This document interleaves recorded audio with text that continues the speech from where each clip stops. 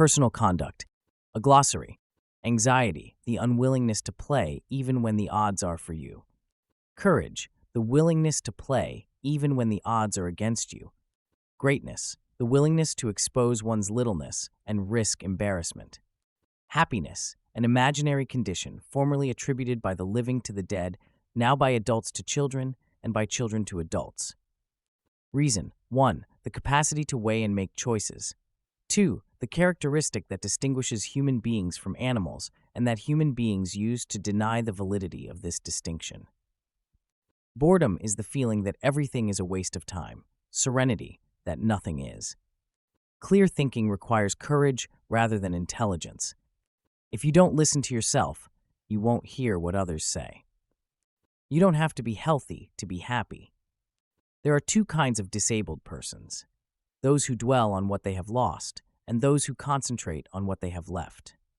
The former use their limitations as an excuse for parasitism, the latter as an incentive for productivity. Helen Keller was much more impaired, but much less disabled than many a modern professional schizophrenic. Where does self-confidence end and conceit begin? Where dusk ends and night begins. In each case, an indistinct boundary demarcates a distinction as clear as that between white and black. Knowledge is gained by learning, trust by doubt, skill by practice, and love by love. Every option is a risk, every risk an option. As the price of liberty is vigilance, so the price of independence is self-determination, the price of dignity, self-assertion, and the price of respect, self-respect. We spend most our time in one of two ways: making money or spending it. Only when we gamble can we do both at once, the proportion varying with our luck. Obesity is to eating as promiscuity is to sex. For the religious, both are sins. For the therapeutic status, diseases. For the libertarian, the unhealthy and unaesthetic consequences of overexercising the fundamental human right to oneself. In economics, we speak of booms and busts. In psychiatry, of mania and melancholia. Both are the manifestations of human nature in a state of freedom, in particular of the fact that, unless adequately constrained by self-discipline, the market fluctuates between manic highs fueled by greed and melancholic lows fueled by fear, while the individual fluctuates between self-assured, self-indulgent overactivity and self-doubting, self-loathing underactivity. Literally, a victim is a person injured by another, for example, by a drunk driver. Metaphorically, a victim is a person injured by himself, for example, by drinking too much. Until recently, the metaphorical victim was regarded as a malefactor and was punished doubly, literally by social sanctions imposed on him for his behavior, and metaphorically by the biological consequences of his behavior. Now, the metaphorical victim is regarded as a literal victim, a patient disabled by an illness. Instead of being punished for wickedness, he is compensated for sickness.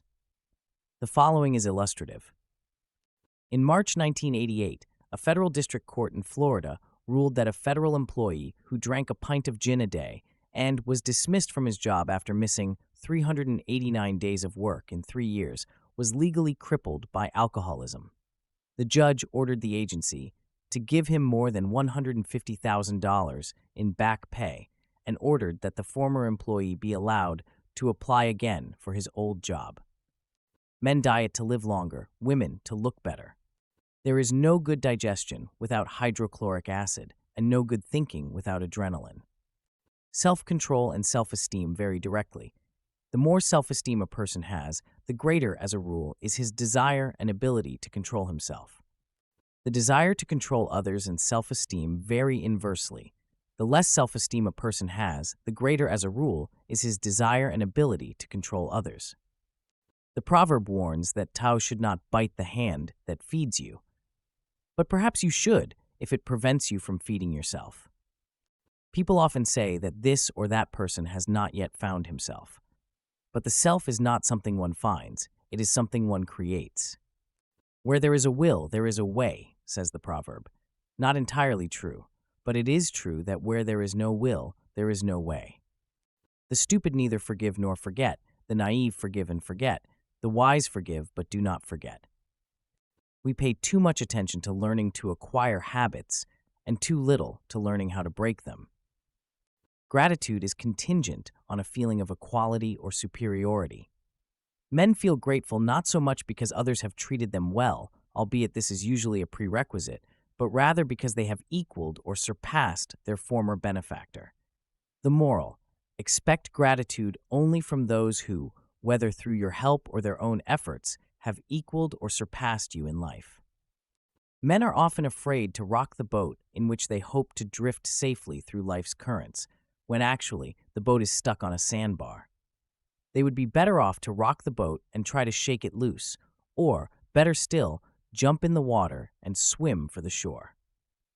Men cannot long survive without air, water, and sleep. Next in importance comes food, and close on its heels, solitude. Solitary confinement is a severe punishment because people need other people, but people also need to be alone. For many persons, having to be with others is much more painful than having to be alone. Formerly, men wanted to do a good job. From that desire arose craftsmanship. Today, they want a good job. From that desire arise unions and affirmative action programs. Sooner or later, every person must ask himself, what should I make of my life? Which is the same as asking, what shall I make in it? One can make money, or machines, or food, or works of art, or children, or many other things. The person who feels or finds that he doesn't want to, or can't, make anything at all, can always fall back on making trouble, the product in which psychotics, psychiatrists, and politicians specialize. One of the most important motives for personal conduct is the desire to avoid boredom. To satisfy this urge, men and women turn to food and drink, sex and work, crime and conquest. Because it is easy, creating trouble for others is perhaps the most popular way of avoiding boredom. Creating trouble for oneself is a close second.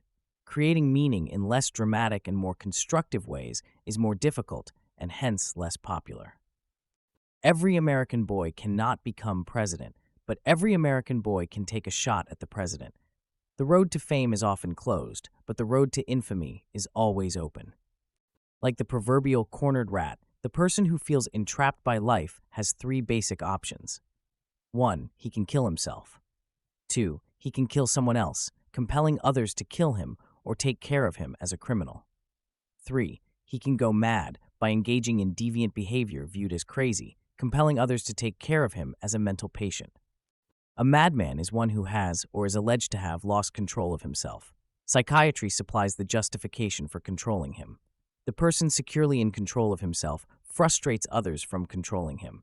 Hence, he's the object of both admiration and envy, awe and hate. If someone does something we disapprove of, we regard him as bad if we believe we can deter him from persisting in his conduct, and as mad if we believe we cannot. There would be less mental illness if fewer people believed in the sanctity of marriage and more believed in the sanctity of parenthood, specifically in the parent's duty to take care of his children, especially when their welfare requires protecting them from a destructive mother, wife, or father, husband. There are three categories of persons who can be counted on to break their promises: politicians, psychiatrists, and psychotics. Psychiatrists and psychologists assert that in order to develop optimally, children need an optimal familial and social environment. Not so. Such an environment is necessary only for the development of plants and animals. To develop as persons, we do not need optimal familial and social conditions, which stunt rather than stimulate growth. Instead, we need optimal obstacles whose successful mastery enriches us as competent performers and strengthens us as moral agents. Most people want self-determination for themselves and subjection for others. Some want subjection for everyone. Only a few want self-determination for everyone. If you don't value your family, you will not have a family that values you. If you don't value money or health or liberty, you will have no money or health or liberty. If you don't value knowledge and competence and self-reliance, no one, including yourself, will value you, and no amount of psychiatric treatment will remedy your failure to value what is worthy. The masochist's maxim, it is better to be wanted as a victim than not to be wanted at all. You can't teach an old dog new tricks, but you can an old man. That's one of the differences between dogs and persons. Wherein lies the attraction, the excitement, the mystery of gambling. in a hitherto largely neglected characteristic of the gambler's experience, namely, his subjective sense of being in complete control of his decisions, which is independent of his objective chances of winning or losing. Seemingly social, gambling is solitary. Although physically the gambler is in the presence of others, psychologically he is alone, uninfluenced by anyone. Like Walter Mitty, the gambler feels exhilarated by the experience of autonomous decision-making. This is why persons who feel constrained by others or their social circumstances tend to be attracted to gambling and may become hooked on it. Success, people say, is not everything. Of course, but nothing is everything. No achievement, relationship, or possession can satisfy the restlessness of the human spirit.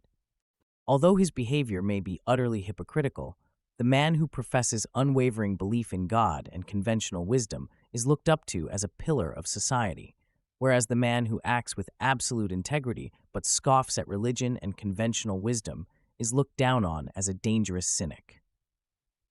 Life is potentially a big, empty hole, and there are few more satisfying ways of filling it than by striving for and achieving excellence.